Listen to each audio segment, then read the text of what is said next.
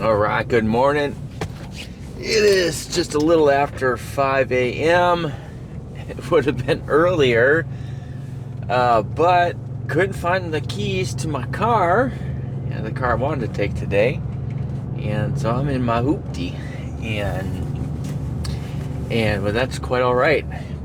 Blessed to have two vehicles, and be able to do that. I can't figure out where the heck my key is, and I hope I can find that here soon. But heading to the gym right now. I got my pre-workout taken, and give me a little energy, and hopefully help me some power through some lifts and push myself hard today. Today is doing some back exercises, some biceps, some more shoulder work, and forearms. Wrap it up with forearms. So back, if I remember correct today, start off with assisted pull-ups. I can't do enough pull-ups without the assisted thing, but on the pull-ups and really a lot of the exercises, most of them is I'm really trying to focus on the concentric. Is it the eccentric? Oh shoot, I can't remember now. Still early. The one where if I'm letting down, going down slow, and then explode up. Or if I'm got a bar, I'm pushing, bench press slow on the down, and then push up, push out real hard.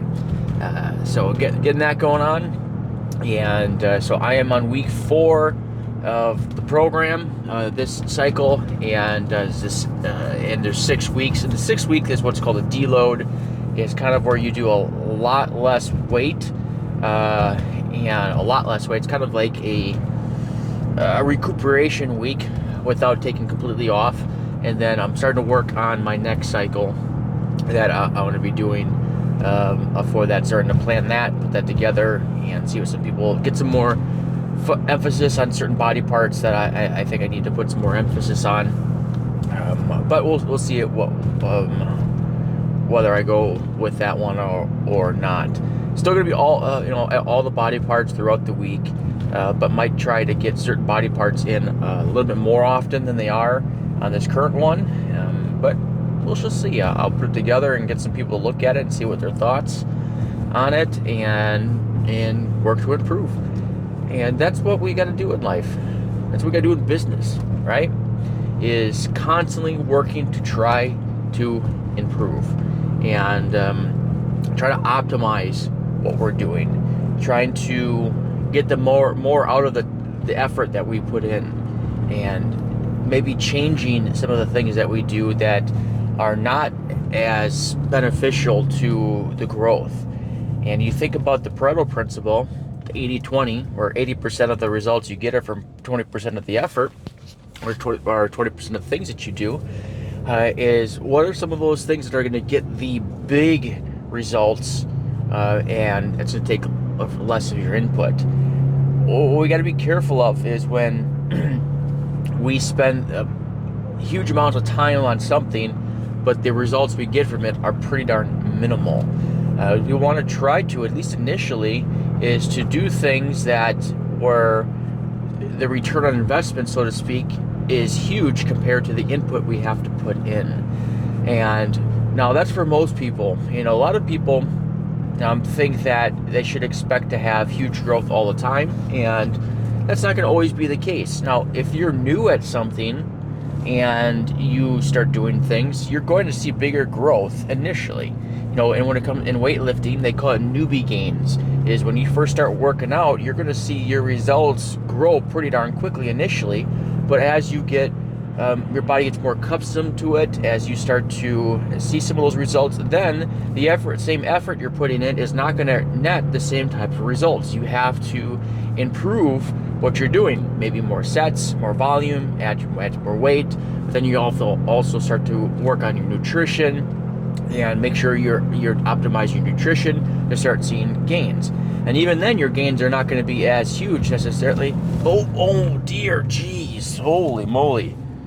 A deer run across the street instead of walking, and dark out here. But this road always has lots of deer. But as you're progressing, your gains aren't going to be as big. and you have to put in more effort. And then when you get super advanced, then you're getting for those micro wins. Like Kobe Bryant, Michael Jordan, as they were in their primes, the things that they would do to try to improve weren't going to be massive improvements. They're looking for those small incremental gains. But that's as you progress in your career and where that's going to happen. But initially it is to focus on the things that are going to get you the biggest net gains, and you're going to see that. And as you progress, obviously the things you're going to do, you're not going to see those monumental changes. But that's all right. Know that going in there, but continually to improve. If you're struggling in your business right now, I recommend taking a look at what you're doing, the activities that you're doing, and seeing what is getting the most bang for your buck, and try doing more of that. Get rid of the things that are not getting the bang for the buck, and then try another thing in its place as well. So then you're trying multiple things. One that you know that's working well, that is getting the most bang for your buck, the biggest return on investment, and then start testing other things as well. And you might hit gold on those things. And if something's not working well, cut it. Cut it. Now, it's important to do things that are getting results, not just things that you like to do. And doing things that you like to do, well, obviously that'd be ideal. Hey, I like doing this and I'm getting great results from it. That's awesome. But the truth of the matter is that's not usually the case when it comes to growing your business for most people. There's a great speech given decades ago, and I can't remember the exact name of it, and I'll have to get that for you and share that, because you want to read the whole thing. It's phenomenal. But it's talking about successful people and why they're successful versus people that aren't successful. And it comes down to successful people are the ones that do the things that unsuccessful people are unwilling to do. And the key is successful people don't really like it either. And so I'm thinking like prospecting, cold calling, things that that are going to help you grow your business. You might try to make reasons why they don't actually help, but they do. Successful people do these things whether they like it or not, and they do it consistently, day in and day out. And they know I'm doing this whether I like it or not, because it's going to help my business. And that's the key. Doing the things that will work whether you like them or not. We're in such a society is that we are always trying to have things immediate, instant gratification, and only doing the things that I like. Well, growth happens through the spots that are uncomfortable, and you want to put yourself in uncomfortable positions.